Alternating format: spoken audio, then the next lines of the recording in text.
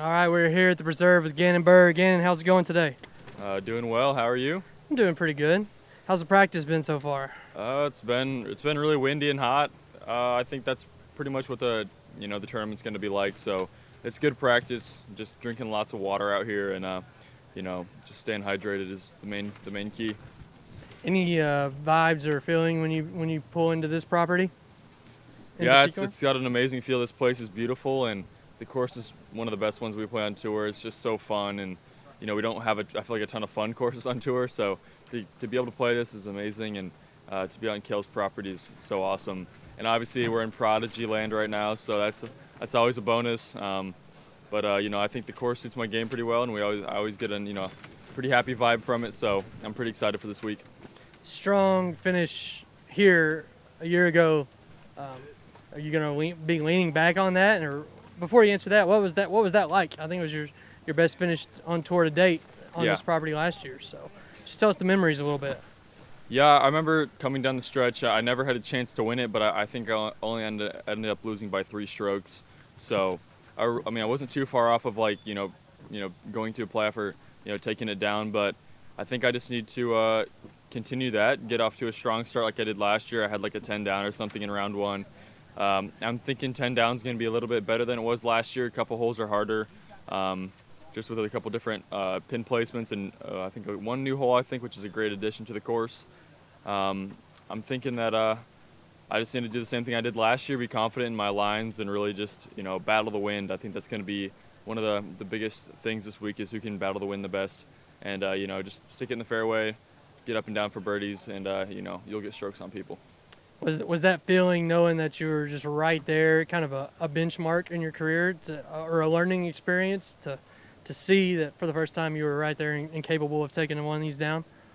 For sure, it felt kind of unreal at that point. I hadn't had anything really close to that kind of a finish yet, and it kind of showed me, and it kind of proved to myself that I'm good enough to win on the Pro Tour level. It kind of lit the fire, I guess, and after last weekend, losing in the semifinal round at the Match Play Championship, I'm hungry for a win, so I'm thinking that if I play solid, I can take this one down. I think I saw from Statmando your top 10 percentage is leading the entire Pro Tour field. What's it like just to see your name in a stat like that? Yeah, it's obviously a good stat to have, but I'd like to get a couple more wins under my belt. I've been getting a lot of 8th to 4th place finishes, and obviously those are really good, but I want to be in contention more. And I think it just comes down to starting out the tournament hot, having a chance to win during the final round instead of, being in 12th place and then shooting a really good round to come back to get top 5. I'd rather already be in that position and then hopefully give it a run at the win, because I've been having these solid final rounds. If I can just put together the first couple rounds solid, I'll have a chance to win a couple more events this season. All right, I've been making people take us down memory road. AM Worlds is going on right now. So what are some of your memories from AM and Junior Worlds? Yeah, that's exciting. Always exciting. It was an amazing time for me. I played 4 Junior Worlds, and it was always awesome to see my friends at the courses, and the courses were always really fun to play. That's all I really remember. But lots of good memories with friends, and kind of preparing me, I guess, for the tour. Playing against there was some decent competition at some of the worlds I played at. So, but yeah, that's a great time for all people to begin their careers, and I think that's something that I really enjoyed. What about some people that you met during those that are now joining and getting on tour and coming out there? How have you all just kind of come up together? Mm-hmm. What's that like? Yeah, that's cool. I know Evan Scott. I played against him in 2017 at Worlds. I think I ended up beating him by 40 strokes or something. But he's right up here competing against all of us, and it's cool to see him progress as a player as well. And I think he just got something like 4th at Beaver State Fling, which is it's really great to see that from him. He's a young player, same age I think as me, 17-ish. So I always love to see younger players, like myself, come up and just have great finishes. But yeah. Nice. Thank you, Gannon. Here's Brian. Hello, Gannon. Hey. A couple questions for you. You talked to me at Tallahassee, and you mentioned to me that you really like being on the road. You like living out here, and it's not for everybody. So obviously, feeling comfortable out here is a big deal. We're over halfway through the season now. Do you still enjoy living out here? How's your travel situation been? Yeah, it's just as fun as it's always been, especially, hanging out with some good friends like Alden Harris and Gavin Babcock and, everyone else that's on the tour. It's just building great memories every single week. And, disc golf is my life, and it's something I want to do forever. And to, have it be my job and, just continue to have that positive, mindset, I guess, of just, it's a bunch of fun, really. And that's my favorite part about it is it doesn't feel like a job. It's just a dream come true. I mean, you went from being an underdog to being expected to shoot great very quickly. You're still in a phase where you're absorbing information really fast and your game is improving in all facets. Has that been tough to manage for you? Like people now expecting you to do well rather than having no expectations?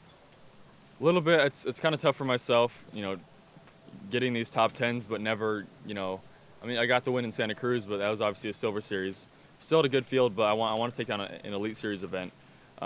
It puts a little bit of pressure on me, I guess, just like looking at the ratings, seeing my ratings slowly go up, and I'm still getting these good, I'm third in Pro Tour points right now.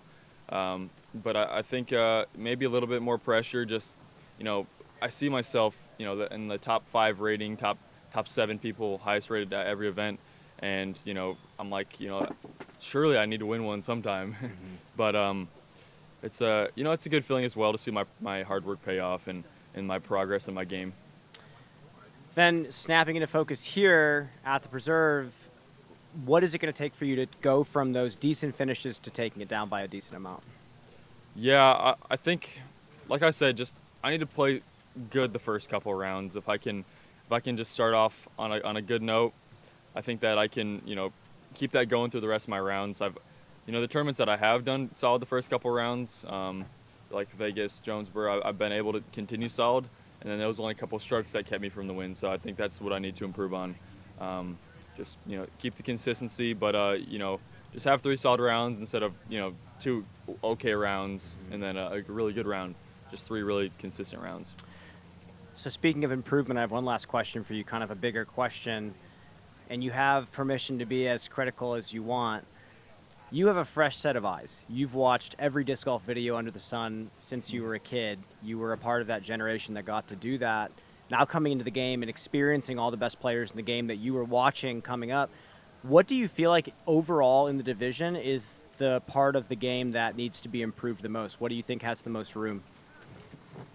That's a tough question because I feel like we're at a point in disc golf where I know people have been saying it that like, oh, we're going to keep getting better, discs are going to get better.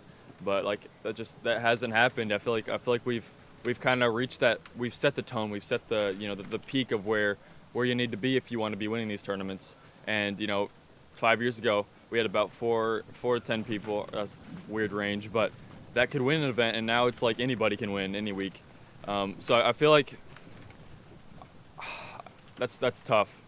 Maybe a different kind of shot we could work on, but like a grenade or something. You're saying everybody's kind of catching up, and it's not necessarily gameplay that needs to improve. The field's like tightening quick at the highest level, and it's going to take one player to, I guess, invent something or figure something out. I feel like to really get that next edge. But in terms of mental game, we all do whatever works best for us, or actual game. I feel like it's just we've experimented enough, and we're at a point in the game where we've evolved enough to where we've tried pretty much everything, and we've done everything. We've experimented, and nothing, beats that highest level we've reached already. So, I think it's a tough question to ask, but we just got to keep playing good, I guess. Thanks, Gannon. We'll be right back.